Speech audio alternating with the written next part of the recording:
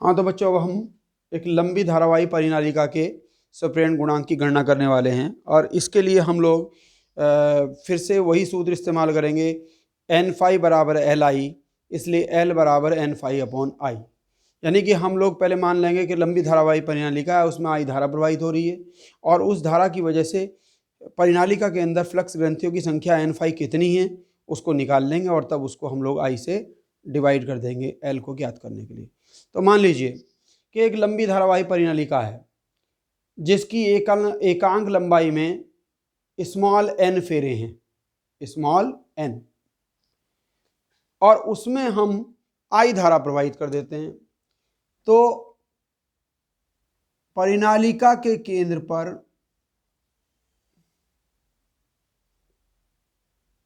परिनालिका की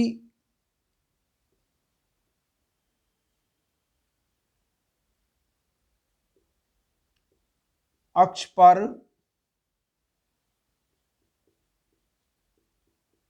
चुंबकीय क्षेत्र B बराबर होता है म्यू नॉट स्मॉल एन आई, जहां क्या बताया मैंने आप लोगों को, स्मॉल एन क्या है, परिनालिका की एकांक लंबाई में फेरों की संख्या। यदि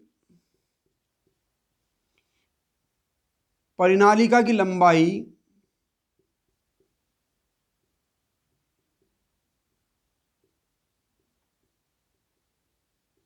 स्मॉल एल तथा उसमें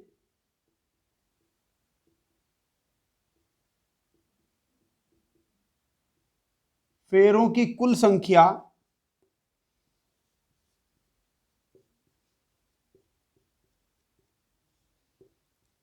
कैपिटल एन है, तो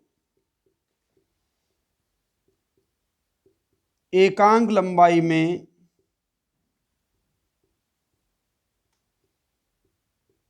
फेरों की संख्या ये आएगी भाई, स्मॉल एन की वैल्यू मिल गई हमें कैपिटल एन बटे एल, इसलिए हमें बी मिल जाता है बी बराबर म्यू नॉट कैपिटल एन बटे एल इंटू आई, या mu not an I upon capital L. हम लोग जानते हैं परिनालिका कैसी होती है, इस तरह की, कह लें कि लंबी कुंडली के जैसी होती है, और इसकी अक्ष पर जो चुंबकीय क्षेत्र होता है वो अक्ष के अनुदिश होता है, ऐसे बी। और अगर हम इस किसी भी फेरे के तल पर अभिलंब खींचेंगे तो वो अभिलंब भी इसी दिशा में आएगा, एन कैप। इसका मतलब चुंबकीय क्षेत्र जो है वो परिनालिका के प्रत्येक फेरे के तल के लंबवत है, इसलिए परिनालिका के नहीं, यदि परिनालिका के प्रत्येक फेरे का क्षेत्रफल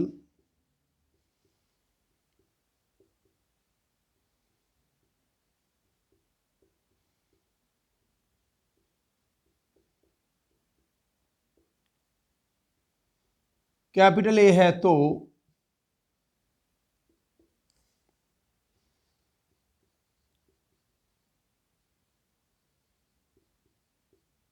प्रत्येक फेरे से बद्ध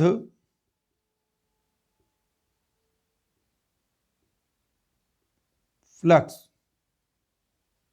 फाई बराबर है बी एस कॉस जीरो, और एस जो होगा यहाँ पर ए है, चाहे तो हम लोग इसको पाई आर स्क्वायर भी रख सकते हैं, जहां पर आर क्या है, प्रत्येक फेरे की त्रिज्या, चाहे तो, वरना ए ही रख दें।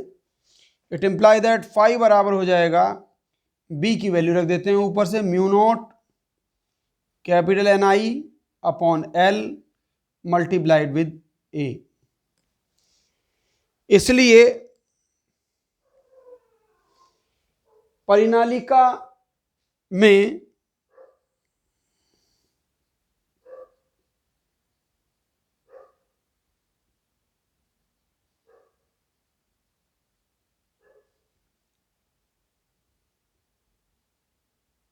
फ्लक्स ग्रंथियों की संख्या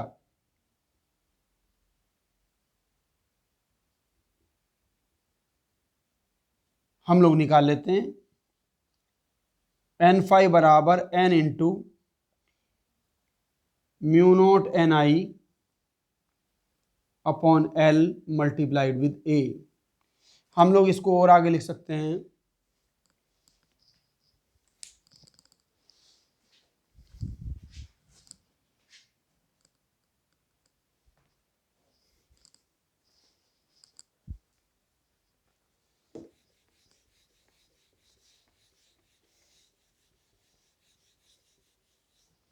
हाँ जी,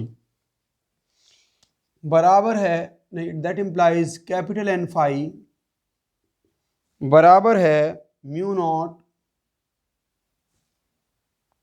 capital A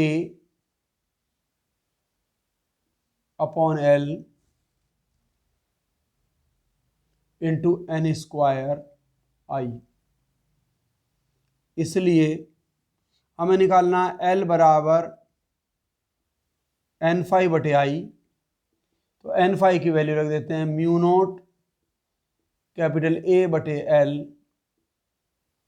into N square I बटे I. That will give us capital L बराबर म्यू नोट कैपिटल ए बटे L into N square. That implies L is proportional to N square. इसका मतलब किसी परिनालिका का जो स्वप्रेरण गुणांक स्वप्रेरकत्व होता है वो उसके अंदर फेरों की संख्या के वर्ग के अनुक्रमानुपाती होता है। इससे पता लगता है कि हमें यदि किसी परिनालिका के स्वप्रेरण गुणांक को बढ़ाना है तो हमें उसके अंदर फेरों की संख्या को बढ़ा देना चाहिए।